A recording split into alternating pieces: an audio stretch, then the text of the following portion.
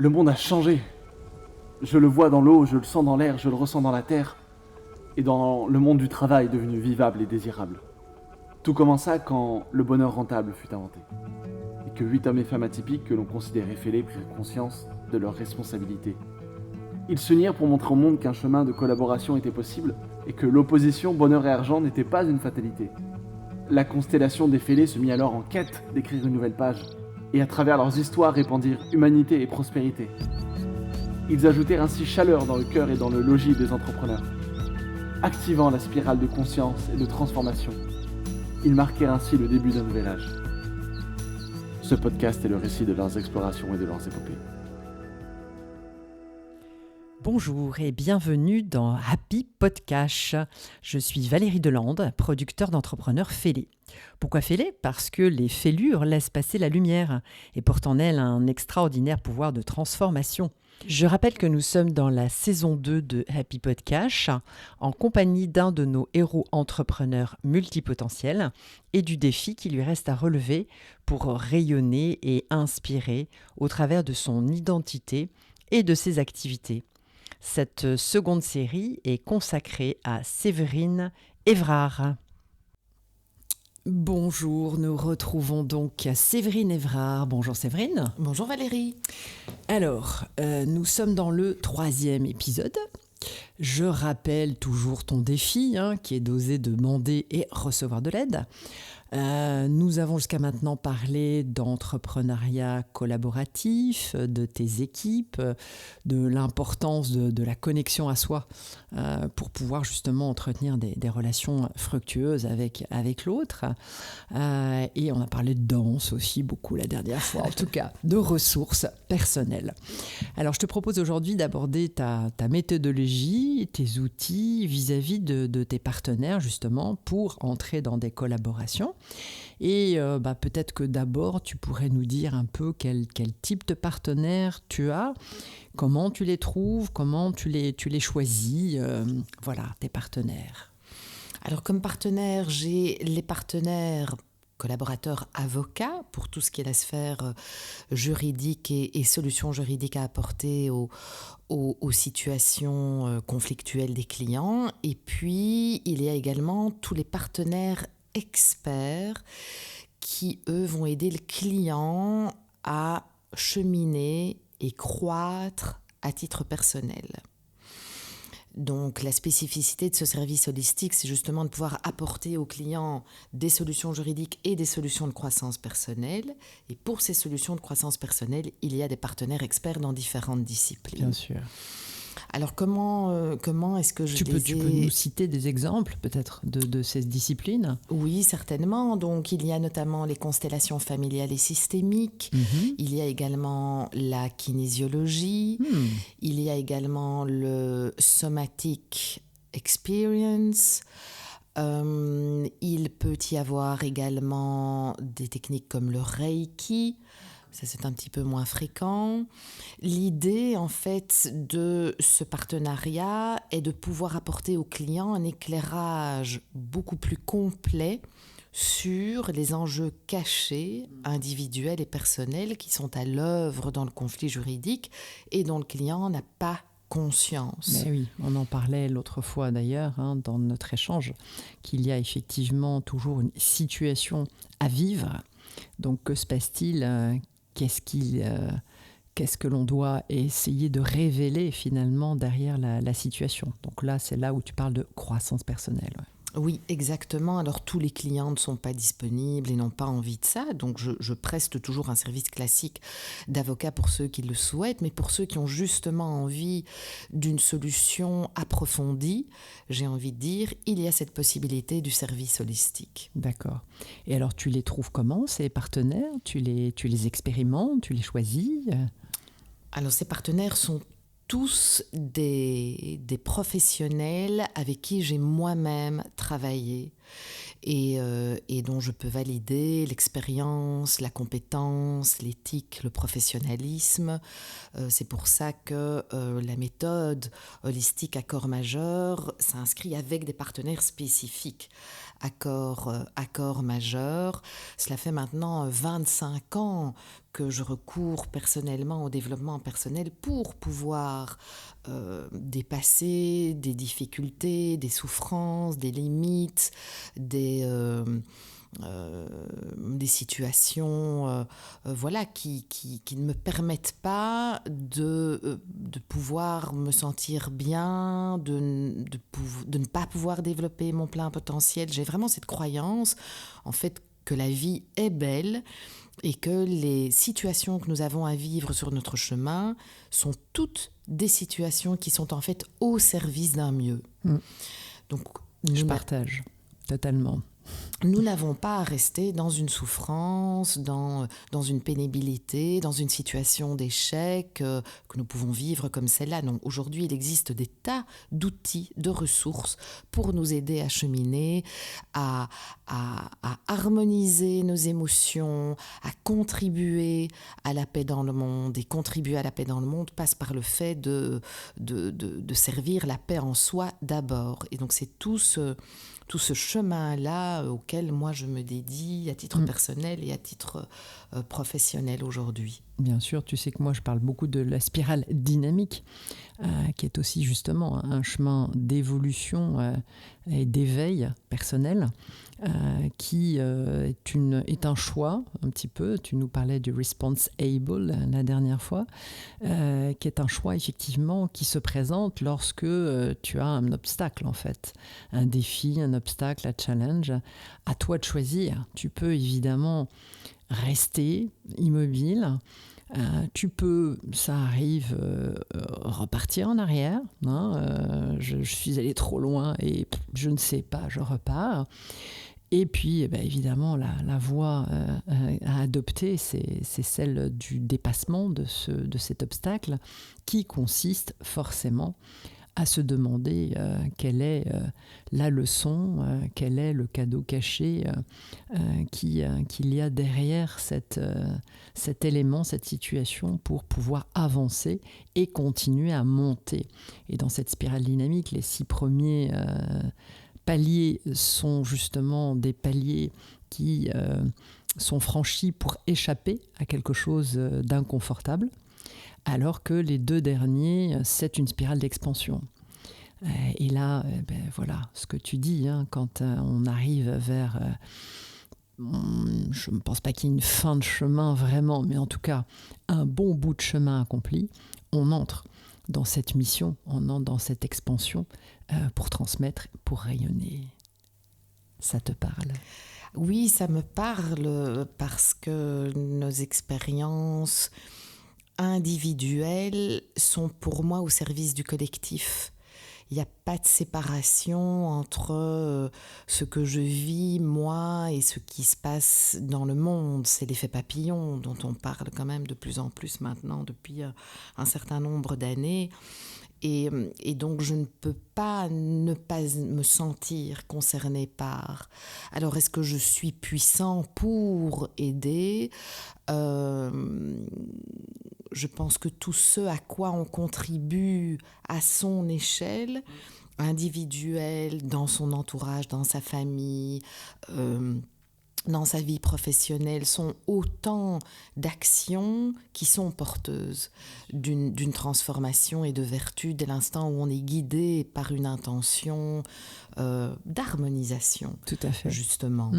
Je rappelle ma définition du bonheur rentable, c'est l'art de savourer la vie en contribuant à améliorer celle des autres.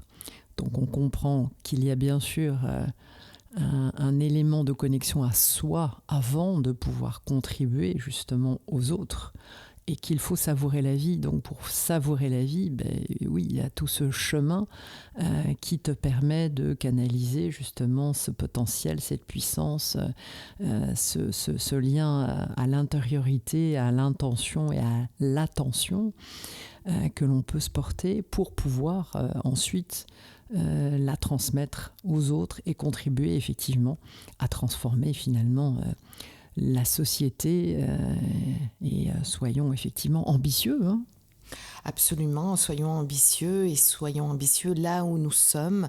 En ce qui me concerne, c'est vraiment d'aider mes clients victimes, victimes d'une erreur médicale, victimes d'un accident de la route, victimes d'un burn-out, qui ont été atteints dans leur chair, qu'elle soit physique ou psychique, à pouvoir rebondir à l'occasion de ce fracassement en fait de leur vie, pour les aider à se relever avec une demande juridique à l'égard de l'auteur, et également avec un chemin personnel pour pouvoir se relever et retrouver du sens dans sa vie, reprendre les rênes de sa vie en main. Il y a vraiment le fait d'être acteur, en fait, de redevenir acteur Bien sûr. d'une solution et de la suite du chemin. Tout à fait. Alors, je te propose de revenir vers le partenariat, puisque tu nous parles évidemment justement de partenaires holistiques, et on a beaucoup parlé dans le premier épisode d'une collaboration avec l'humain au centre. On n'a pas évoqué de contractualisation ou de formalisation, mais là j'imagine par contre qu'avec des partenaires, en bonne avocate, en bon juriste, tu as des outils qui sont adaptés à cette forme de relation particulière, disons-le quand même. Oui, là aussi, ça demande d'être créatif et d'être dans une autre vision pour être congruent. Le contrat juridique classique est en fait un contrat qui est axé sur la gestion des peurs et de baliser la relation contractuelle pour que globalement toutes les peurs liées à une situation d'échec de cette relation soient anticipées, soient réglées et puissent trouver une solution dans l'écrit. Moi, j'ai eu envie de pouvoir apporter un angle différent, l'angle opposé, c'est-à-dire de capitaliser sur cet élan commun de travailler ensemble, sur qui nous sommes, sur quelles sont nos valeurs et sur ce que l'on construit à partir de là et dans lequel et moi et l'autre nous sommes confortables. Et cette approche-là, elle a pu se concrétiser à travers le concept de contrat conscient, qui est une méthode en fait qui vient des États-Unis et qui axe le contrat, la relation sur le service au développement, au bien-être et à la capitalisation de tout ce qui fonctionne bien dans la relation. Et donc, pour être plus concret, peut-être pour les personnes qui nous écoutent, ça passe en fait par plusieurs rencontres avec le partenaire pour vraiment parler de soi, parler du projet. Et à titre personnel, ça passe aussi par le fait de pouvoir exprimer ses peurs. Mais en fait, de quoi est-ce que j'ai peur, moi, en collaborant avec toi par rapport à mes expériences passées, par rapport aux difficultés et aux fermetures, justement, que j'ai pu à un moment mettre en place pour me protéger. Et donc, dans quelle mesure est-ce qu'aujourd'hui, je peux les rouvrir, ces portes qui ont été fermées, parce que je fais choix de la confiance. Et ce qui est très très beau dans ce chemin-là, c'est qu'en fait, bien souvent, la première rencontre se fait dans la logique du contrat classique. Donc on sent effectivement un petit peu la rigidité en raison des peurs qui sont non exprimées et qu'on va sur ce qu'on veut construire, mais en même temps, il y a un pied sur l'accélérateur et un pied sur le frein. Et puis qu'au fil des rencontres, au fil de l'expression de soi, et quand on aborde les peurs, eh bien là, tout d'un coup, il y a un relâchement corporel qui se fait, il y a une détente qui s'installe, il y a une ouverture, il y a un sourire.